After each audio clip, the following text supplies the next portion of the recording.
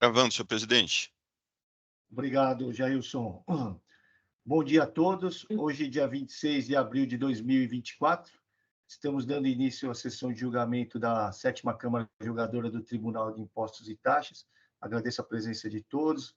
Bom dia, doutora Maria Anselmo, doutora Luciana, doutora Luzia, doutor Rodolfo e também a doutora Brenda, que está para fazer sustentação oral. Tá? Inicialmente, agradeço a presença da doutora Luzia, que está substituindo o doutor Henrique. Tá? E para dar início à sessão, peço a todos o processo do AIM 4.149.345, Tranzero Transportadora de Veículos Limitada, processo de relatoria da doutora Maria Anselmo. A doutora Brenda está para fazer sustentação oral. Passo a palavra à doutora Maria Anselmo.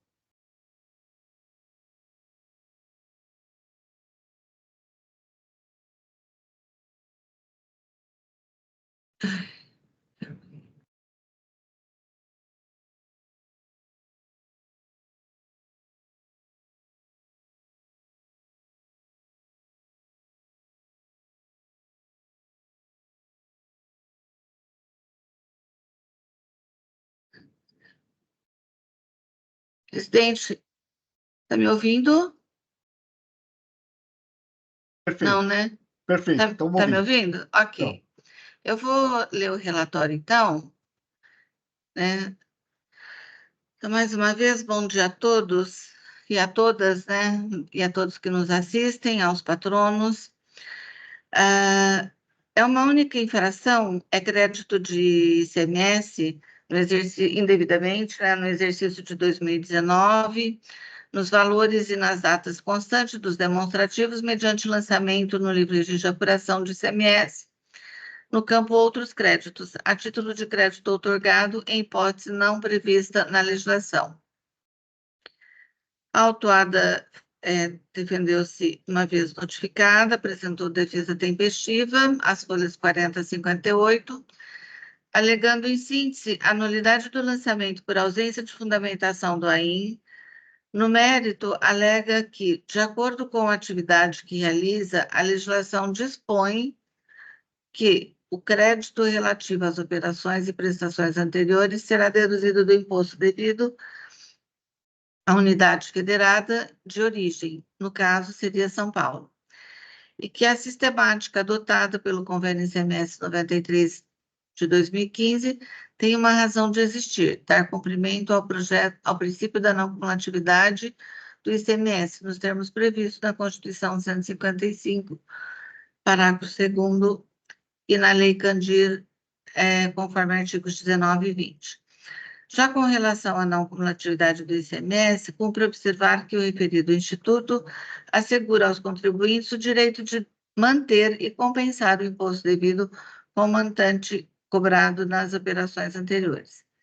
Alega ainda que, a partir da orientação firmada na consulta tributária 11791 de 2016, de 26 de janeiro de 2017, a fiscalização não poderia ter lavrado auto de infração contra a impugnante, pois tal cobrança representa a manifesta ofensa à orientação existente que segue em sentido contrário. Por fim, fala sobre o caráter confiscatório da multa aplicada. Houve manifestação fiscal às folhas 129 a 133 e as folhas 145 a 150, o julgador de primeira instância decide pelo seguinte: pelo exposto no mais dos autos contidos, consoante proposição nos termos do artigo 142 do CTN, julgo com fundamento no artigo 5.3 da Lei 13.457 de março de 2009, procedentes as acusações incitas no AIM exordial. Interposto o recurso ordinário, a contribuinte requer a reforma da decisão. Houve os pressupostos de admissibilidade no recurso proposto. Eu, então, passo a palavra, presidente. Aqui na minha, anteriormente estava que não há protesto por sustentação oral, mas parece-me que a patrona está presente, né? Sim, doutora. A doutora Brenda está presente, tá? E, ok. tendo em vista a alteração da lei, hoje já não é mais necessário o pedido da sustentação oral, tá? Fica à vontade, doutora Brenda. Obrigado pelo resumo resumo da acusação e das razões do recurso ordinário. Passo a palavra à doutora Brenda. Fique à vontade. Bom dia, senhor presidente. Bom dia, demais conselheiros. Bom, como bem relatado pela senhora conselheira relatora, em síntese, a matéria aqui em debate se refere à exigência pela Fazenda Pública do Estado de São Paulo, por meio do auto de infração e imposição de multa combatido, créditos de ICMS que supostamente teriam sido indevidamente apropriados pela Transero. Em razão de créditos, esses créditos, no caso, seriam créditos outorgados de ICMS previstos no artigo 11 do anexo 3º do regulamento do ICMS no Estado de São Paulo, referente ao exercício de 2019. Bom, por meio do recurso ordinário interposto, pretende a empresa a reforma integral da sentença proferida para que seja reconhecida a insubsistência da autuação fiscal com base em 3 argumentos principais que eu vou demonstrar na sequência. O primeiro ponto se refere à nulidade do auto de infração, porque, diversamente ao considerado na sentença, toda a fundamentação da fiscalização está adstrita unicamente à indicação de que a recorrente teria se apropriado indevidamente desses créditos com base no relatório fiscal e no termo circunstanciado. Porém, quando a gente analisa o relato da infração e o termo circunstanciado, a gente verifica que houve apenas a indicação genérica de que a recorrente teria se creditado indevidamente do ICMS no exercício de 2019, a título do crédito outorgado em hipótese não prevista na legislação. Nesse contexto, não foi apresentada a razão pela qual a fiscalização entende que esses créditos não poderiam ter sido efetivamente aproveitados. E quando a autoridade fiscal ela deveria ter verificado, de fato, a inconsistência na apuração feita pela recorrente, não foi feito isso de uma forma precisa para que demonstrasse, de fato, que a recorrente não teria esse direito, e o que foi feito de uma forma genérica e superficial. E, portanto, a gente defende, em sede preliminar, que haveria ali uma nulidade do auto de infração com relação à infringência ao 142 do CTN, para que, com relação à delimitação desses argumentos, desses fatos que foram imputados e que não foram apresentados de uma forma concreta, por que a recorrente não teria direito à utilização desses créditos. Bom, num segundo ponto, a sentença recorrida sustenta que não haveria de se falar em violação ao princípio da não cumulatividade no presente caso.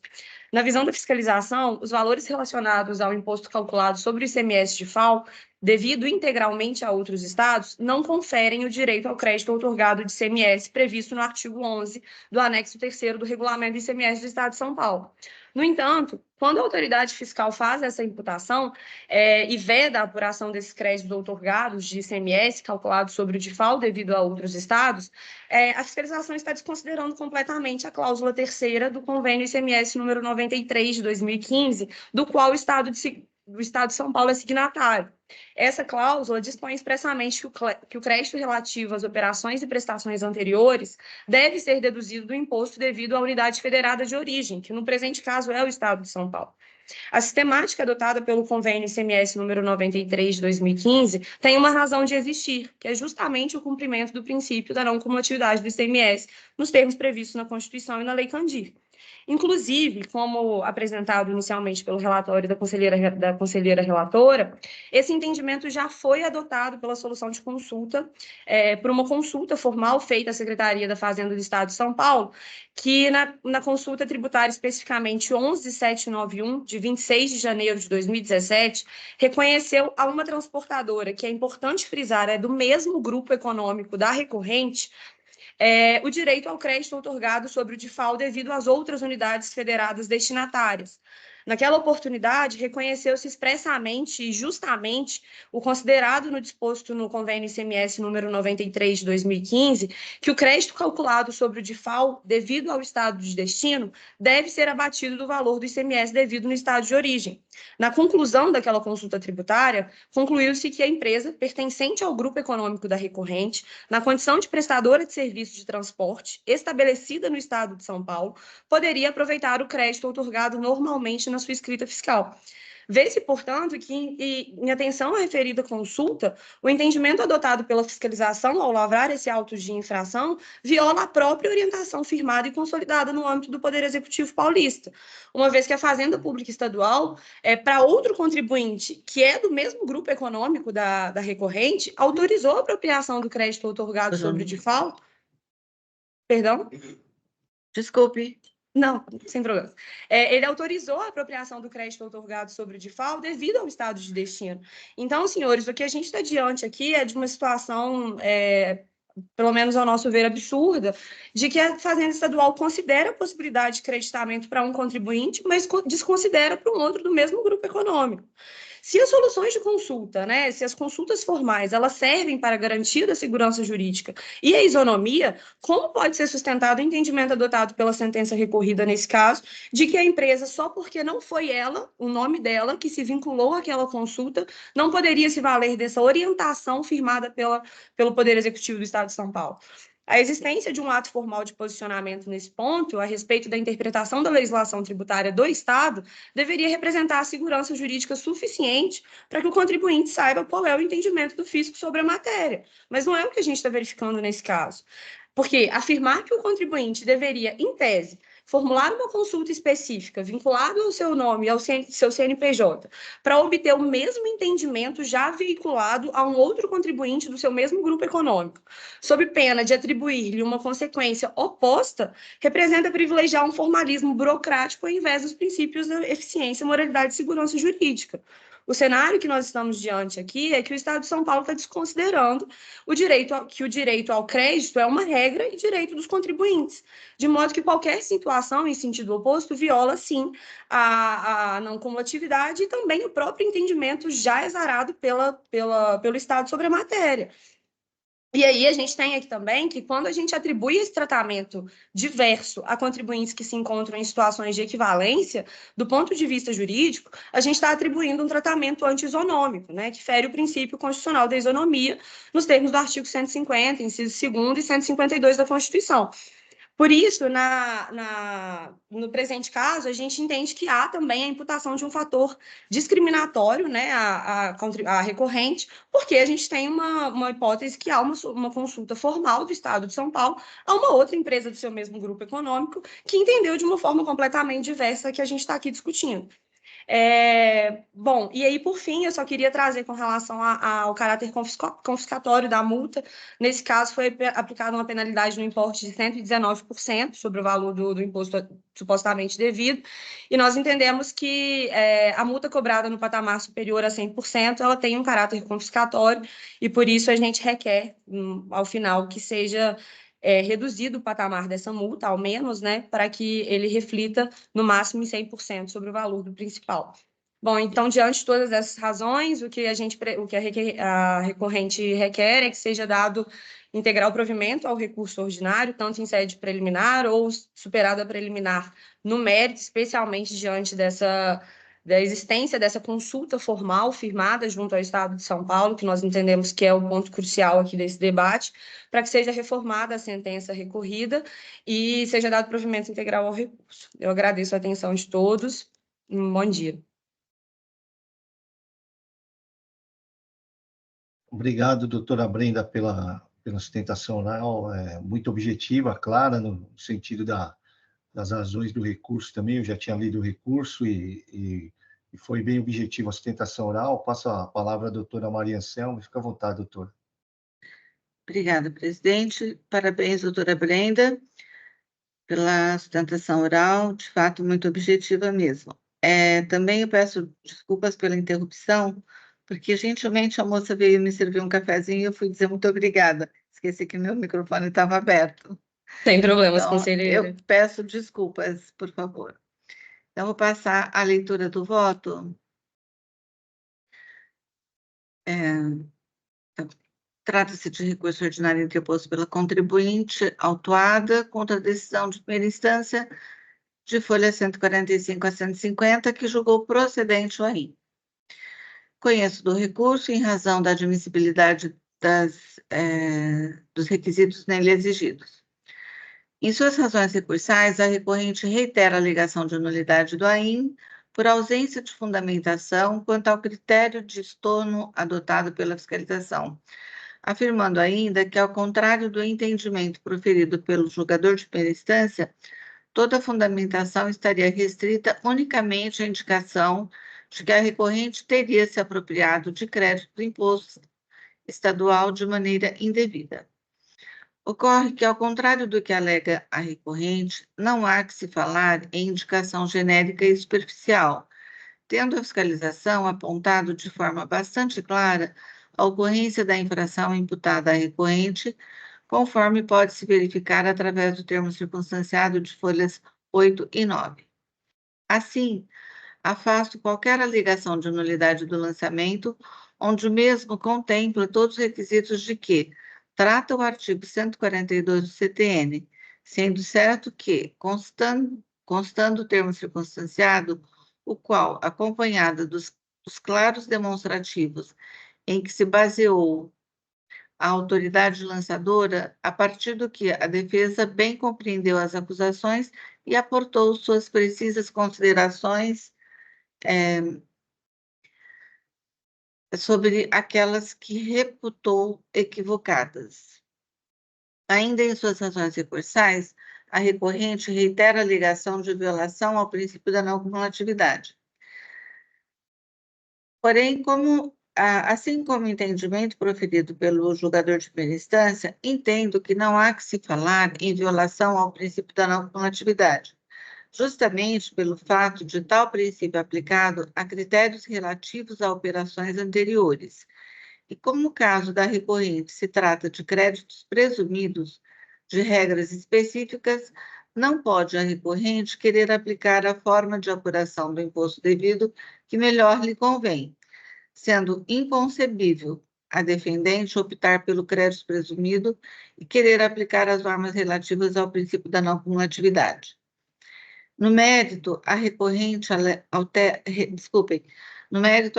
reitera alegações apresentadas em sua defesa, alegando que, ao vedar a apuração dos créditos outorgados de ICMS calculados sobre o DIFAL, devido a outros estados, o fisco não observa a cláusula terceira do convênio ICMS 93/2015, do qual o reconhecido o direito ao crédito outorgado sobre o DIFAL a uma transportadora do grupo econômico da recorrente, onde o artigo 100, incisos 2 e 3 do CTN, determina que as respostas à consulta devem ser consideradas as normas complementares de lei. Ocorre que razão não assiste à recorrente.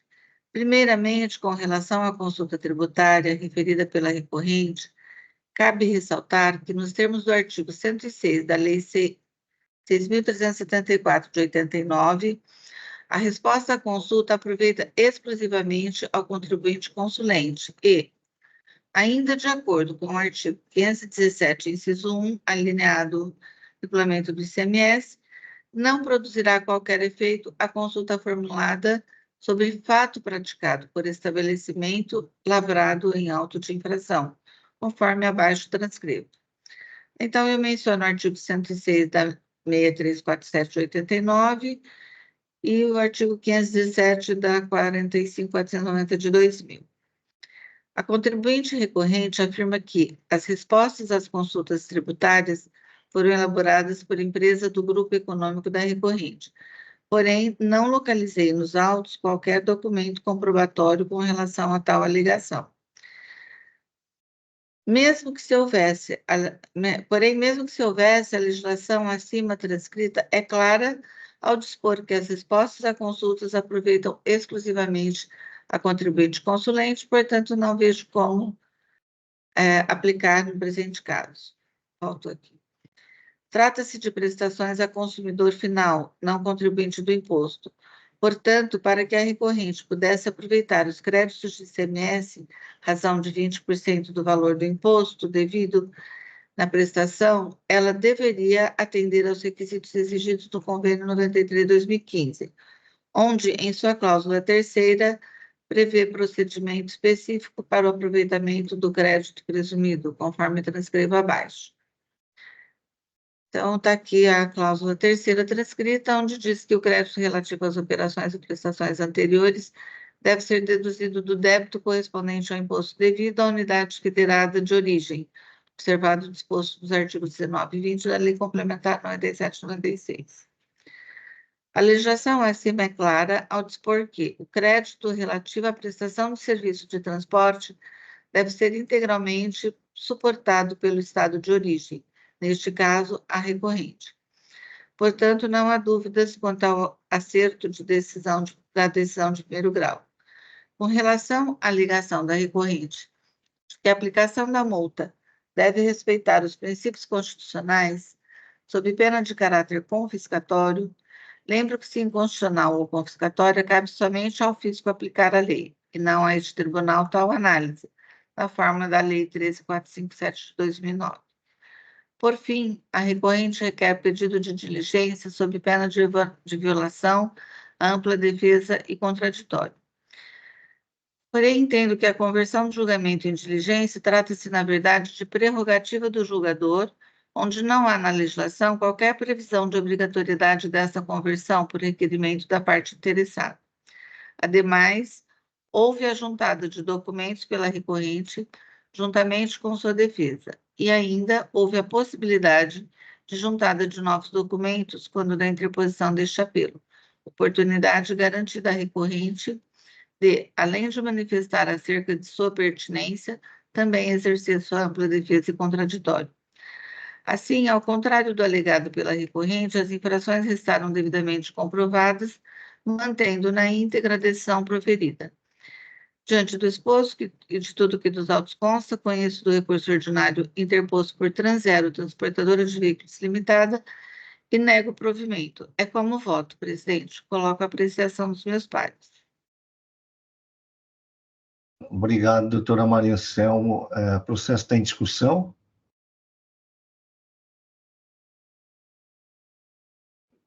Presidente, eu parabenizo a doutora Maria Anselmo. Eu queria pedir vistas desse processo.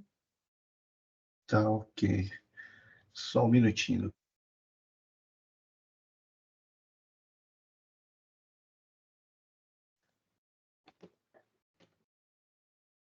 Pode solicitar, doutora. Parabenizo a patrona também pela sustentação oral. Obrigada, conselheiro.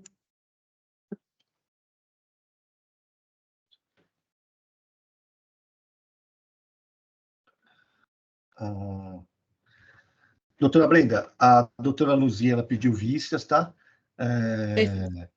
Assim que a doutora Luzia voltar para compor a Câmara, aí o processo entra em pauta novamente. Se a senhora puder, o regimento ele prevê que a sustentação oral só uma única vez, né? Mas se a senhora quiser comparecer, tiver alguma questão de fato para esclarecer, se a senhora puder esclarecer na oportunidade, tá? Então, Perfeito. Tá, ok. E também, caso, assim, hoje a gente está numa composição de Câmara, né?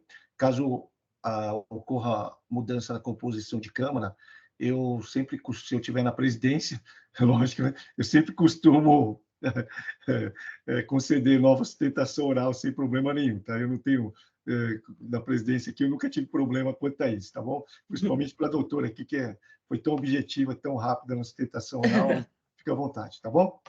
Então, Perfeito, presidente. Muito obrigada. Doutora Luzia. Obrigada. Se a senhora quiser continuar, fica à vontade. Se quiser sair também, fica à vontade. Ok?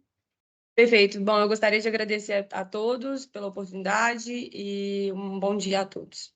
Obrigada. Bom dia, Bom excelente dia. final de semana. Obrigada. Então, o processo aí em vista.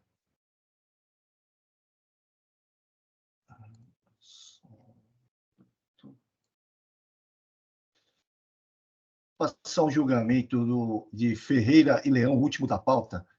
Ferreira e Leão, Farmácia Limitada, IM 451-285. É um processo de minha relatoria.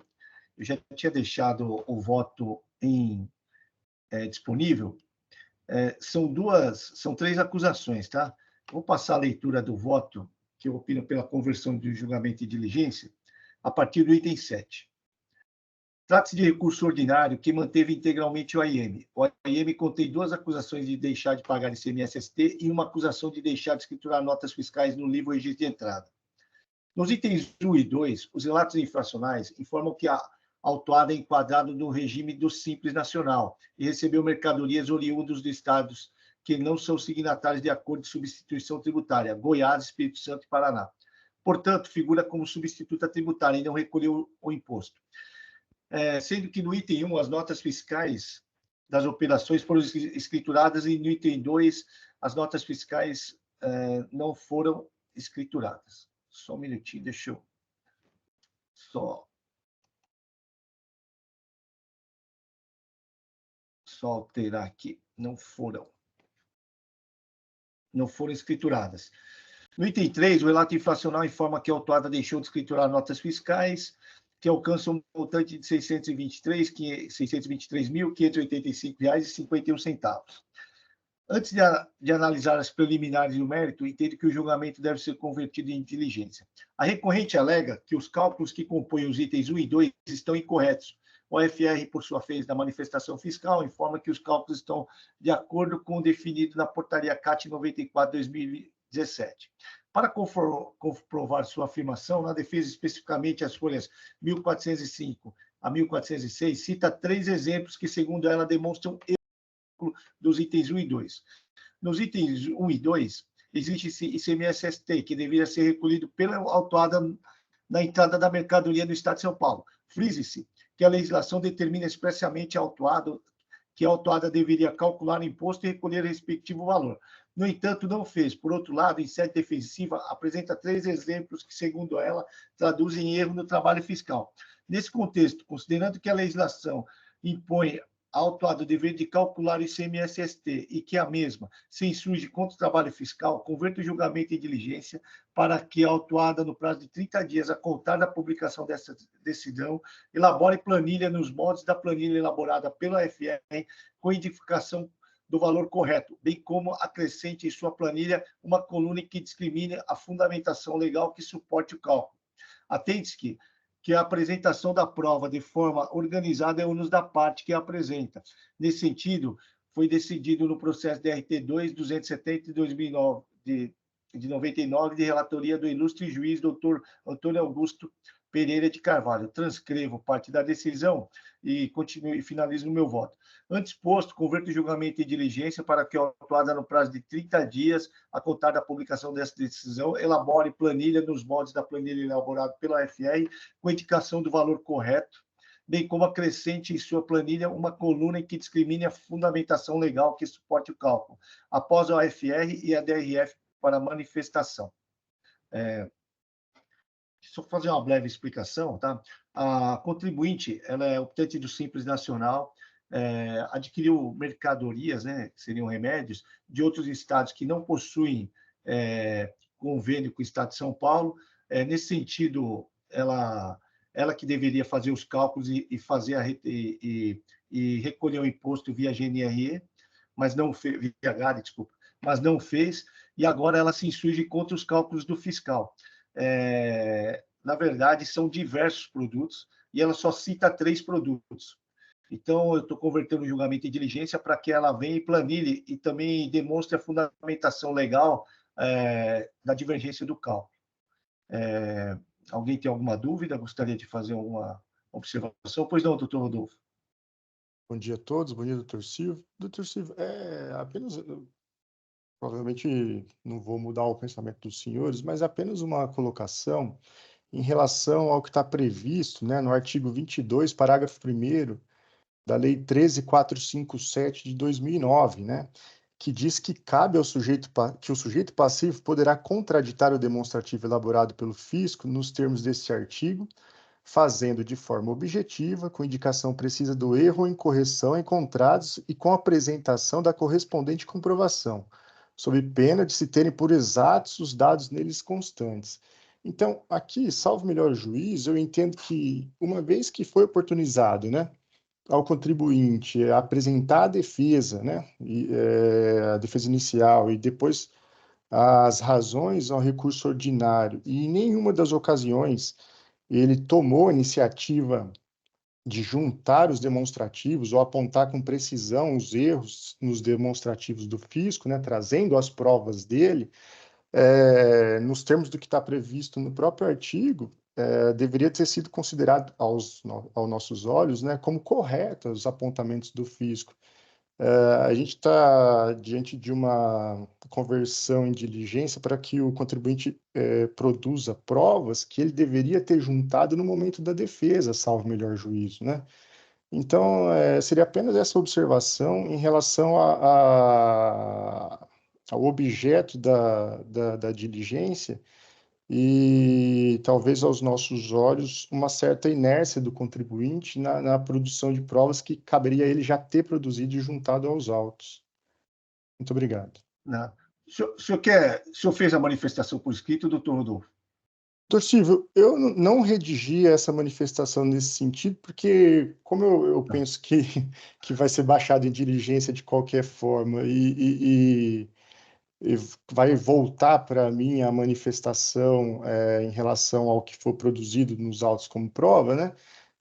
Eu até tenho um rascunho dela, mas eu acho que eu prefiro juntar no retorno, caso seja mantido a diligência. Alguém é contra a diligência, considerando assim a manifestação do doutor Rodolfo? Não? Tá ok. Então, assim, eu vou levar isso em consideração nas próximas diligências, tá, doutor Rodolfo? Mas, nesse caso, eu vou manter, até porque, assim, são 3 alegações, né? E eu quero ver o que ele traz, né? Entendeu? Principalmente por quê? Porque, assim, ele deveria ter calculado, ele deveria ter trazido. E a base da defesa dele é justamente isso, né? Então, eu quero saber se realmente ele falou por falar ou se realmente ele tem fundamento, né? E aí fica mais fácil para a gente olhar e falar, olha, ele falou e trouxe isso aqui, mas foram só palavras, né? Perfeito, eu entendi assim também, doutor Silvio, que assim, ele esgota os recursos probatórios, né? De prova escrita mesmo, né? Para sustentar melhor o entendimento. E depois, Perfeito. assim, vai ficar sempre aquele problema, né? Não, eu falei isso e a Câmara não respondeu. Não, a Câmara deu toda a oportunidade para você comprovar isso, né? Você não comprovou, então Isso. aí a gente segue aquilo que o doutor Rodolfo falou mesmo. Tá bom? Esgota a análise das provas mesmo, né? Porque se a hora que chega lá na superior, volta. Volta a falar, olha, não deu oportunidade, falou que tem erro e tudo mais. Tá bom?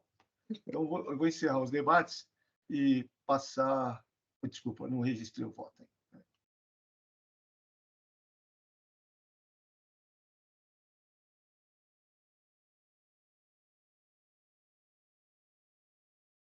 Verificando o quórum.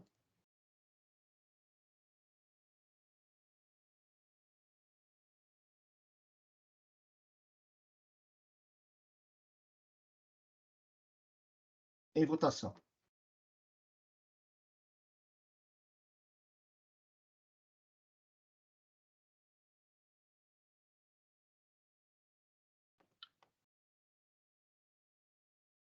Encerrada a votação e o julgamento, tá? Do processo relativo ao AM 4.151.285, Ferreira e Leão Farmácia Limitada, a decisão unânime pela conversão de julgamento em diligência nos termos do voto do relator. Passar ao processo, o segundo processo da pauta, a IM 4.148.472, Daniela Aparecida dos Santos Pérez, a doutora Luciana é a relatora, passa a palavra à doutora Luciana, fica à vontade, doutora. Ok, muito obrigada, presidente. Mais uma vez, bom dia a todos. Presidente, deixa eu passar já a leitura do voto no item 14, né? E eu digo que a acusação fiscal objeto do AIM versa sobre o recebimento de mercadorias desacompanhadas de documentos fiscais, em operações tributadas e sujeitas ao regime jurídico da submissão tributária nos termos do artigo 313-Z19 do RICMES. Conforme consta do relatório circunstanciado, o estabelecimento autuado foi regularmente notificado a apresentar esclarecimentos relativos a operações efetuadas através do comércio eletrônico, utilizando-se da plataforma digital Mercado Livre. E aqui eu transcrevo o trecho, né, do relatório circunstanciado, né? Tendo em vista que no período de janeiro a outubro de 2020, conforme o resumo das operações, informações disponíveis do banco de dados mantidos por essa Secretaria de Estado, Vossa Senhoria, no caso a notificação, né, efetuou a aquisição de bens de mercadoria no valor de R$ 2.450,84, não havendo qualquer registro relativo à saída de bens de mercadorias acobertados por documentos fiscais eletrônicos, notas fiscais eletrônicas. Tendo em vista que os bancos de dados mantidos por essa Secretaria de Estado, Sistema de Comércio Eletrônico, SISCOM, indica, né, que efetuou operações no valor de 3.167.783, e as operações não foram realizadas através da plataforma de vendas, né, disponibilizada pelo Mercado Livre.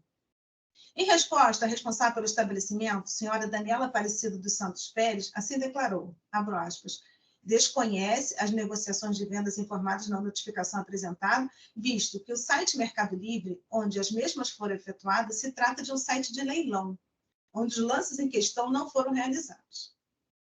Em face da contradição entre as informações prestadas e os dados constantes do Sistema de Comércio Eletrônico, SISCOM, o fisco, utilizando-se de prerrogativa legal, solicitou à plataforma digital Mercado Livre a apresentação de informações a confirmar os dados havidos no SISCOM. Em atendimento, os detentores da plataforma digital encaminharam planilhas relativas às operações mercantis e financeiras realizadas pelo estabelecimento, né, de propriedade da senhora Daniela, demonstrando para o período questionado, né, o total das operações realizadas através da plataforma de vendas e as contas bancárias favorecidas com o envio dos valores correspondentes às vendas efetuadas, em nome do senhor Leonardo Cardoso Borges da Silva e do senhor Wellington de Lima Perucci. Conforme relata a autoridade fiscal, os interessados foram então notificados a prestar esclarecimento acerca das informações prestadas pelo Mercado Livre. Em correspondência, né, a senhora Daniela Aparecida declara que não realizou as operações listadas pelo Mercado Livre, mas que teria autorizado Leonardo e Wellington a utilizar o seu cadastro na plataforma eletrônica de vendas. O senhor Leonardo confirma ter utilizado os dados cadastrais da senhora Daniela junto ao Mercado Livre, mas nega que com ela manteve qualquer relação de negócio. O senhor Wellington não foi localizado pessoalmente, mas foi notificado por meio da publicação no Diário Oficial. Restou assim evidenciado, aos olhos do fisco, a existência de uma sociedade que realizava operações mercantis irregulares. Também que as mercadorias comercializadas eram de origem desconhecidas, adquiridas sem notas fiscais. E, por fim, que houve comercialização de tais mercadorias através da plataforma de venda do Mercado Livre, também desacompanhadas de documentos fiscais. Dada a nitidez da situação fática delineada, em se tratando a maioria absoluta das operações comercializadas sujeita ao regime da submissão tributária, os valores de entrada foram arbitrados pelo fisco nos termos do artigo 47 e 493 do RICMES, adotando-se como parâmetro o IVA-ST correspondente. Então, o imposto aqui é exigido por solidariedade, conforme disposto no artigo 11, inciso 11 do RICMES, e também atribui responsabilidade solidária pelo débito fiscal ao senhor Wellington e ao senhor Leonardo, também nos termos do artigo 11, inciso 11 do RICMES, considerando que eles foram beneficiados com o produto das vendas realizadas no comércio eletrônico. Então, eu passo, então, a análise, são 3 recursos que estamos tratando, né? Então, eu estou tratando primeiro das razões recursais exclusivas do contribuinte autuado. Em seu apelo recursal, o contribuinte autuado aduz preliminarmente a nulidade da decisão recorrida por negativa de prestação jurisdicional administrativa no julgamento de primeiro grau. O requerente alega que o julgador monocrático teria se equivocado na compreensão de seus argumentos de defesa. A razão defensória objeto do aventado equívoco estaria ligada à responsabilidade tributária atribuída no presente auto de infração.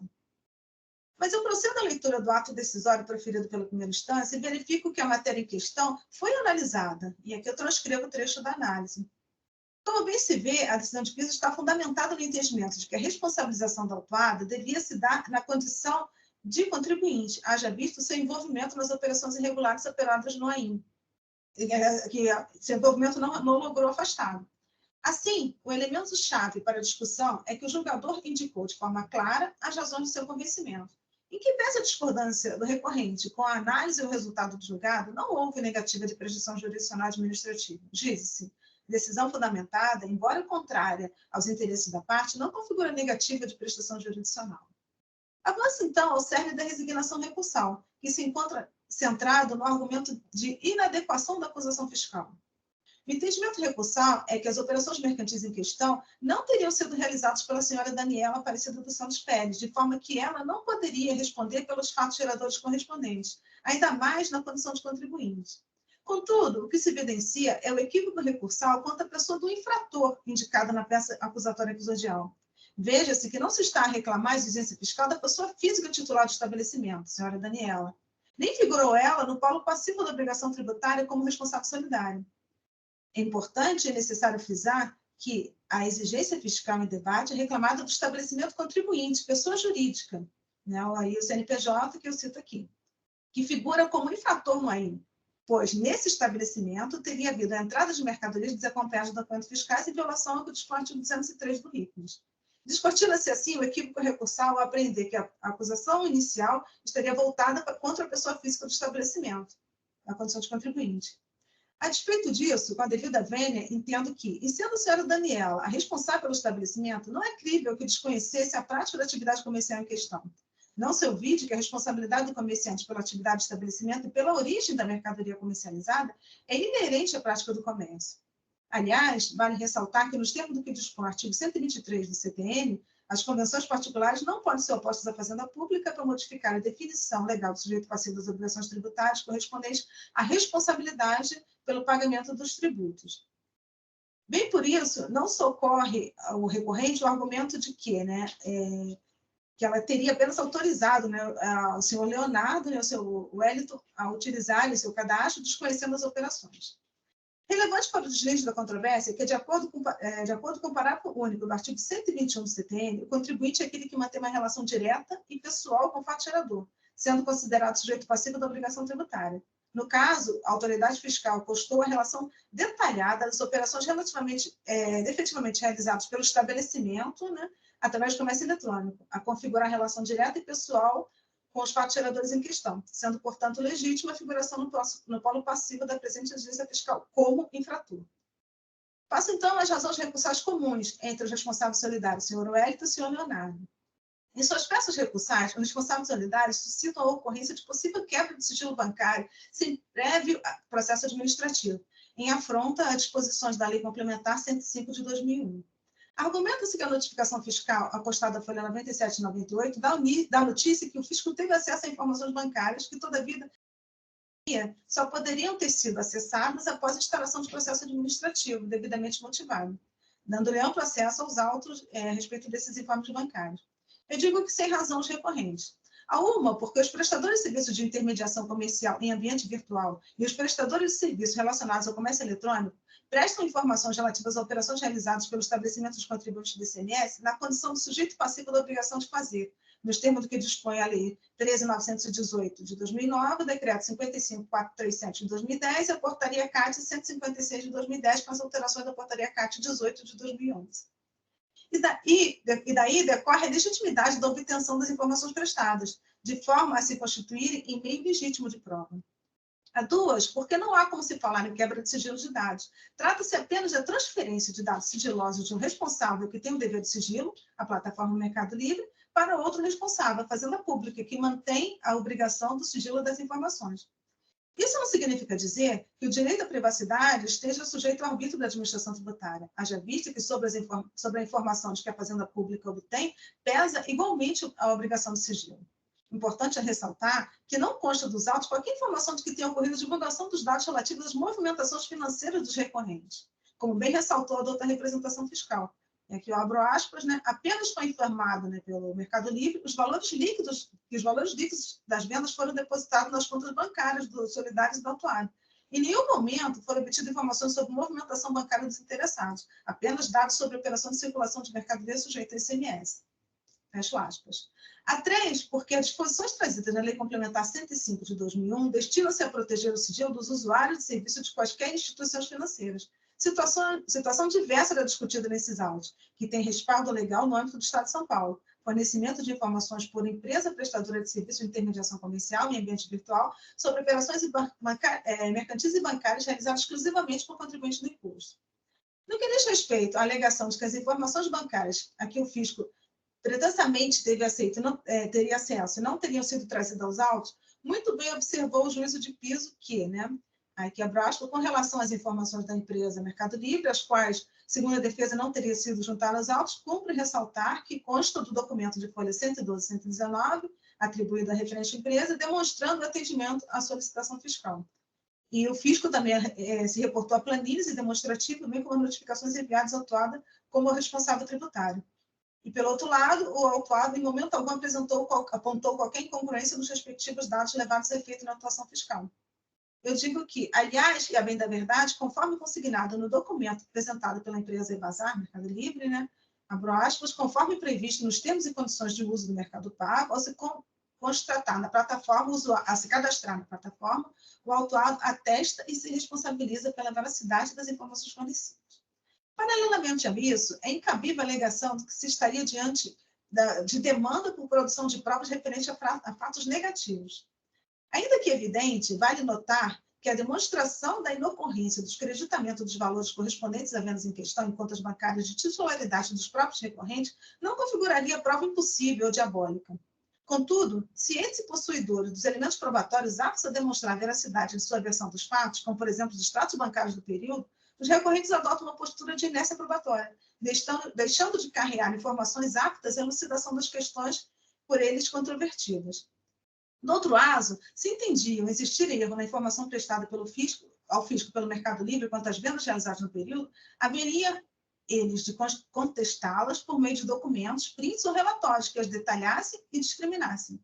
Por oportuno, em resposta a consultas, em consulta a informações constantes no endereço que aqui eu cito, constata-se que no sítio do Mercado Livre disponibiliza aos usuários do portal a funcionalidade painel de vendas. Conforme a descrição posta no referido sítio, o painel de vendas oferece um panorama geral das vendas a preparar, das prontas e também daquelas já concluídas. Então, a toda evidência, a possibilidade de demonstração da improcedência da acusação estava ao alcance dos recorrentes, não se tratando de prova impossível ou extremamente difícil de ser produzida. Frise-se, a única forma de refutação da agência fiscal seria mediante a demonstração de forma clara e induvidosa da inocorrência do recebimento das mercadorias acompanhadas de documentos fiscais. No mais, sem razão, os recorrentes quando aduzem a impossibilidade de prevalecer a solidariedade por não existir provas que teriam participado das operações de compras de mercadorias realizadas pelo estabelecimento atuado. Se, por um lado, a responsabilidade tributária decorre de ato infracional, demanda que a pessoa a ser responsabilizada tenha vínculo com o ato questionado, por outro, é certo que, na hipótese vertente, o vínculo se estabelece por força de presunção legal expressa no inciso 11 do artigo, no parágrafo 1º do artigo 11 do RICMES. Em momento oportuno, eu examinarei melhor a questão. Então, passo, então, às razões recursais exclusivas do responsável solidário, senhor Wellington. Subsidiariamente, o responsável solidário, senhor Wellington, suscita a possibilidade de limitação da acusação fiscal ao percentual referente à sua participação nas operações, conforme o depósito em conta corrente. Como bem observou a autoridade fiscal, o fato das suas contas bancárias terem sido supridas com valores menores do que as contas de Leonardo não evidencia o fato de que participou do conjunto das operações irregulares e que resultaram no recebimento de mercadorias acompanhados de documentos fiscais. De fato, o recorrente, a quem se imputa a qualidade de responsável solidário pelo débito fiscal, frise-se, não se desincumbiu do ônus de demonstrar a sua não participação na sociedade que realizava operações mercantis irregulares. Ao revés disso, e aqui eu transcrevo o trecho da manifestação fiscal, as provas indicam que, dolosamente, operando através de comércio eletrônico, todos os participantes esperavam não ser processados pelo fisco e agiram com a intenção de omitir a ocorrência de operações mercantis e os fatos anteriores do ICMS. Releva notar que o fisco é didático e, ao mesmo tempo, direto ao consignar que, o fisco consigna que ele deveria comprar com nota fiscal ou vender com nota fiscal, e nenhuma das duas regras foi observada. E eu digo, então, que a regra que aqui se consagra é que ninguém pode se beneficiar de sua própria torpeza. Faça, então, as razões recursais comuns entre todos os integrantes do polo passivo da autuação fiscal. Preliminarmente, eles aduzem a nulidade da decisão recorrida também por negativa de prestação jurisdicional. A mácula aventada diz respeito à falta de análise do argumento defensivo de que a responsabilidade solidária prevista no artigo 11 do RICMES contemplaria unicamente o imposto, não autorizando a cobrança de multa. Contudo, eu tenho que o argumento de negativa não prospera, de negativa prestação jurisdicional não prospera porque o juízo de piso firmou o entendimento com o qual concordo que, estando a conduta da autuada tipificada como ilícito penal tributário, nos termos do artigo 85, inciso 13, a linha A da Lei 6374, 89, a penalidade deve ser mantida. Como bem se vê, a decisão recorrida está devidamente fundamentada, sendo certo que o julgador não está obrigado a rebater um a um os argumentos trazidos pela parte, desde que os seus fundamentos utilizados tenham sido suficientes para embasar a decisão. No outro giro, os recorrentes suscitam a nulidade do AIM, alegando que as informações encaminhadas pelo Mercado Livre não teriam sido trazidas aos autos, de forma que a autuação fiscal vinculada no AIM estaria desprovida de provas. De início, vale rememorar que, antes da lavratura do AIM, os recorrentes foram notificados acerca das operações informadas pelo Mercado Livre, porém, omitiram-se, deixando de contestar as informações prestadas pela plataforma digital. Do mesmo modo, nos presentes autos, os recorrentes não apresentam objetivamente a existência de inconsistências, erros ou omissões nas informações prestadas pelo Mercado Livre, limitando-se a alegações genéricas que não socorrem. A par disso, não se pode deixar de mencionar que a instrução do auto de infração se dá em observância às disposições da Lei Estadual 13.457 de 2009, se sustentando em provas robustas e legitimamente obtidas, dados havidos do Sistema de Comércio Eletrônico, SISCOM, corroborados com as informações prestadas regularmente pela plataforma digital Mercado Livre, e não somente com base nessas últimas, como havendo contribuinte. E foram transcritos em demonstrativos fiscais que demonstram a infração incorrida, evidenciando a tentativa dos envolvidos em ocultar do fisco vendas efetivamente realizadas. Diante disso, afasto o argumento de nulidade do AIM e prossigo no julgamento da lide. No outro giro, os recorrentes aduzem que o fisco não poderia acionar o substituto sem benefício de ordem, que é o traço característico da solidariedade. Argumento que o contribuinte substituído só poderia suportar a exigência fiscal caso o substituto, precedentemente acionado por meio de notificação, não quitasse o tributo. Afirmam que a responsabilidade tributária do adquirente seria supletiva e não solidária, e que o fisco teria descumprido as disposições do artigo 267, inciso 2, a linha B do RICMES. Nesse contexto, o primeiro ponto que põe em relevo é que o ICMS está sendo cobrado por solidariedade nos termos do inciso 11 do artigo 11 do RICMES, em face do recebimento de mercadorias desacompanhados do documento fiscal. Sendo certo que, no presente contexto acusatório, considerações acerca do atendimento ou não às regras do artigo 267, 2b do RICMES não pertencem à presente lide. A despeito disso, abro aqui um parêntese para algumas considerações acerca do mecanismo de benefício de ordem invocado pelos recorrentes. E aqui eu transcrevo aqui algumas questões sobre o benefício de ordem, e já passo, então, para não cansar os doutores, né, que a responsabilidade tributária supletiva, por ser decorrente de uma relação obrigacional múltipla, configura um tipo de responsabilidade solidária. E a responsabilidade tributária solidária, acrescida do benefício de ordem, qualifica-se como responsabilidade tributária supletiva. Não obstante, no caso concreto, não há como se falar em ordem entre devedores, isto porque o devedor principal não pode ser determinado, o substituto tributário é desconhecido, a origem das mercadorias é ignorada. Desgrava-se, portanto, a impossibilidade físico-material de se conceber a aplicabilidade do mecanismo do benefício de ordem no caso dos autos. Prossigo no exame da lide, rememorando a conduta infracional narrada, né? E digo que, em desconformidade com o que preceitua o artigo 203 do RICMES, ele recebeu mercadorias sujeitas ao regime da submissão tributária, então, o imposto é devido, né, por solidariedade, o ICMS e o ICMS-ST. E nesse contexto, como restou bem observado pelo juízo de piso, resta caracterizada a infração à legislação consoante o dispositivo regulamentar citado, que é o artigo 203. Evidencia, assim, a materialização da hipótese de incidência, descrição genérica e hipotética do fato, a partir da constatação do fato concretamente ocorrido no mundo finomênico, da ação do contribuinte, fato imponível. E ante a adequação da situação fática dos autos do tipo legal, incabível a alegação de ofensa ao princípio da tipicidade tributária. Mas a questão não se esgota nessas facetas, né? E aqui eu trago também que o artigo 11, né, onde se presume o interesse comum. E aqui eu explico, né, que alguns contribuintes, né, eles preconizam o aspecto econômico do termo, outros realçam o aspecto jurídico, mas que eu entendo que o artigo 124 do CTN, ele é inciso 1, né, ele é explícito a dizer que são solidariamente obrigadas as pessoas que têm interesse comum na situação que constitui o fato gerador da obrigação tributária, no caso, a circulação das mercadorias. Então, a presunção é uma presunção legal, né? Então, eu digo, no item 113, alçando-se o interesse comum à categoria de presunção legal, supera-se a arguição quanto à amplitude semântica do termo, sempre aduzida quando se discute a responsabilidade solidária prevista no inciso 11 do artigo 11 do RICMES. Então, entendo como improsperável a alegação de que não... E, assim, no caso concreto, o recebimento de mercadorias deu aso à presunção legal de interesse comum na situação que constitui fato gerador, e uma vez reconhecida a prática da infração, a imposição da penalidade é consequência íncita do ordenamento legal. Então, é improsperável o argumento do autuado.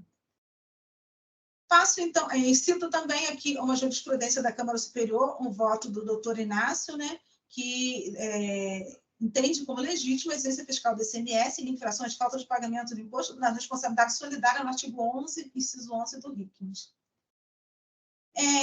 Por derradeiro, né, os autuados, ele fala da confiscatoriedade da multa, né, eu também afasto, com base no artigo 28 da Lei 13.457, e também em relação ao valor básico da multa, em relação à súmula 13 de 2018, então eu não conheço do recurso nessa parte. Então, presidente, eu conheço parcialmente dos recursos ordinários interpostos pelo contribuinte autuado e pelos solidários, mas negam-lhes provimento. É como voto. Obrigado, doutora Luciana. Eu já tinha lido o voto, o voto já estava disponível, já tinha apreciado o voto. O voto da doutora sempre bem completo, abrangendo todos os tópicos trazidos nos recursos, né? Eu passo a palavra aos demais, se alguém tiver dúvida, fica à vontade.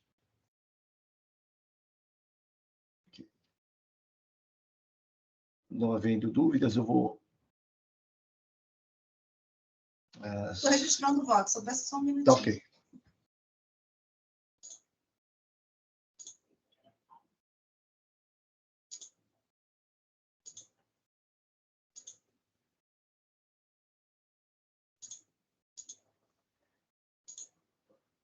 Ok, obrigada. Nada. Estou encerrando os debates, verificando o quórum.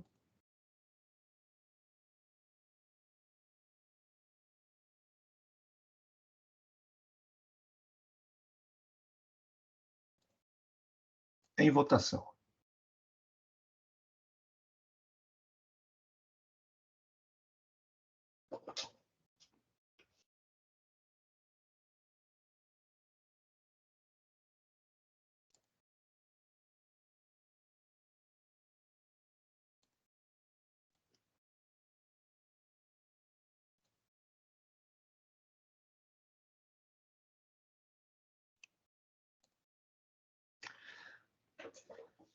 Encerrado a votação e julgamento do AIM 448.472, Daniela Aparecida dos Santos Pérez, recurso da contribuinte e dos solidários conhecidos parcialmente e não providos, no termo do voto da ilustre juíza relatora, decisão unânime da Câmara.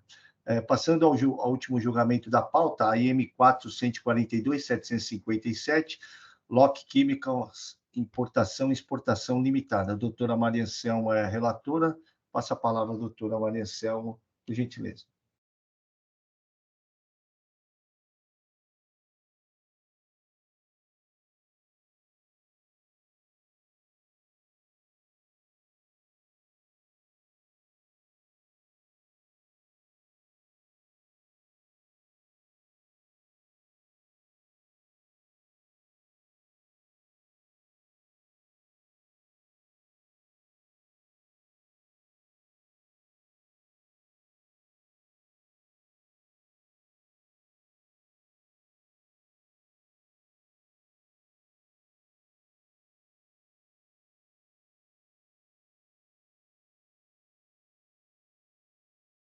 Ok. Então, mais uma vez, bom dia a todos e a todas. Trata-se de recurso de ofício interposto contra a decisão que julgou parcialmente procedente o AIM. As infrações foram deixar de pagar o ICMS por meio de guia de recolhimento especiais, devido até o momento do desembaraço aduaneiro de mercadorias importadas do exterior, deixar de pagar o ICMS referente aos períodos de julho, agosto e outubro de 2019, por ocasião das notas fiscais eletrônicas modelo 55, conforme demonstrativo no anexo 2. E deixar de escriturar nos períodos de maio a julho, setembro e dezembro de 2018, as notas fiscais modelo 55 e conhecimentos de transportes eletrônicos modelo 57. Operações e prestações não tributadas, já lançadas. Deixou de escriturar nos períodos de agosto e de outubro a dezembro de 2018 os conhecimentos de transporte eletrônico modelo 57, também já com prestação do período de prestações tributadas. Infrações relativas ao crédito do imposto, efetuou, em hipótese não permitida pela legislação, transferência de crédito de ICMS nos períodos de setembro e outubro de 2019, conforme demonstrativo no anexo 4, como lançamento em ajuste a crédito nas FSDs, a título de transferência de débito para a matriz e em outros créditos nas GIAs, a título de transferência de saldo devedor para estabelecimento centralizador.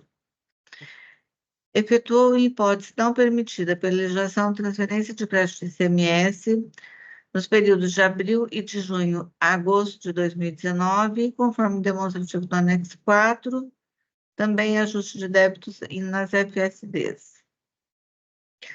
A autuada foi notificada do AIM, apresentou tempestiva defesa, alegando de forma preliminar a ausência com relação às infrações dos itens 2.3, 2.4, 3.5 e 3.6, e que, portanto, a peça defensória trataria somente dos itens 1.1 e 1.2. Com relação aos itens 1.1 e 1.2, a contribuinte afirma que possui comprovação de que todos os produtos por ela importados e comercializados estão devidamente registrados e ou possuem declaração de isenção de registro emitida no MAPA, de modo que essas operações são efetivamente isentas de ICMS, não havendo fundamento para sustentar o lançamento ora impugnado. As folhas do 269 foi juntado o protocolo de pedido de confissão irretratável dos itens e subitens 2.3, 2.4, 3.5 e 3.6. O físico se manifesta às folhas 306 a 308 e o julgador de primeira instância proferiu, então, o julgamento parcial procedente na parte remanescente, o auto de infração. Ele ratificou as multas aplicadas nos termos do artigo 85 e reduziu a multa aplicada nos termos do artigo 85, inciso 1, a linha E. As folhas 321, 324, a representação fiscal junta seu parecer ao recurso de ofício, concordando com a decisão proferida pela primeira instância, requerendo, assim, pelo não provimento do recurso de ofício. Mesmo intimado, não houve apresentação de contratações ao recurso de ofício por parte do contribuinte. É o relatório, presidente. Alguém para sustentar, ou manifestar, ou acompanhar?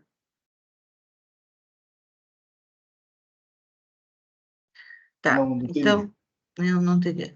Então, no recurso de ofício, em seu parecer, a representação fiscal alega que foram apresentados pelo contribuinte, juntamente com a defesa, documentos hábeis a comprovar a isenção alegada de maneira a ilidir a autuação referente ao item 1.3, estando correta a decisão proferida pelo julgador de primeira instância.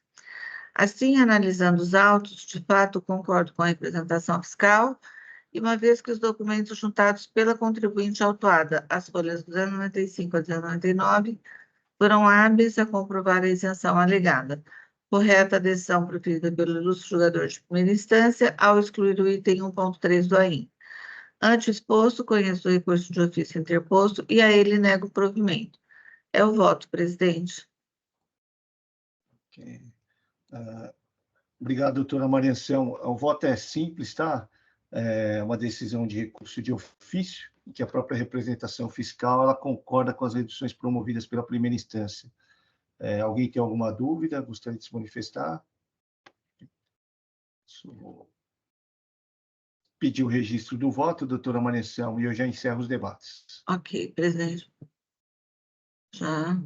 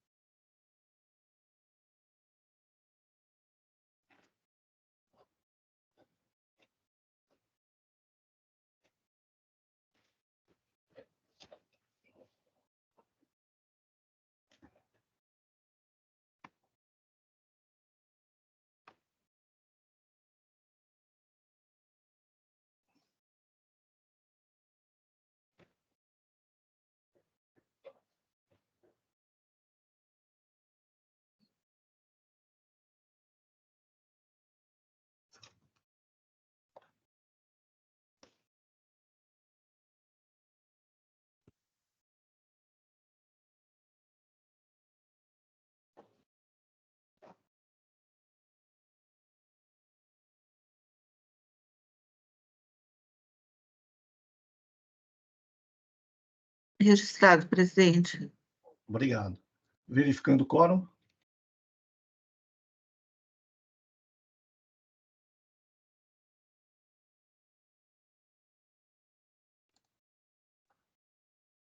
Em votação.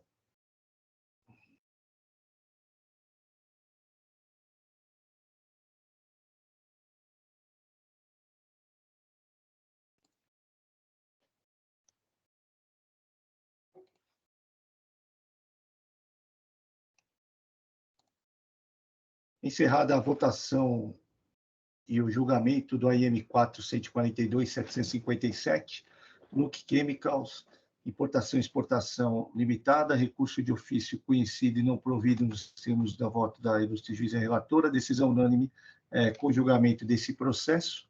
Eu encerro a sessão de julgamento, agradeço a presença de todos, doutora Maria Anselmo, doutora Luciana, doutor Rodolfo, em especial a doutora Luzia, que veio substituir aqui o doutor Henrique, tá ok? Tenham todos um excelente dia, um ótimo dia, um excelente final de semana. Peço a todos que aguardem o encerramento da transmissão e da gravação. O doutor Rodolfo pediu a palavra, fique à vontade. Só para não esquecer de gerar a ata, senhor presidente, ainda não apareceu aqui para mim. Acabei de gerar. Obrigado. Acabei de encerrar a sessão aqui.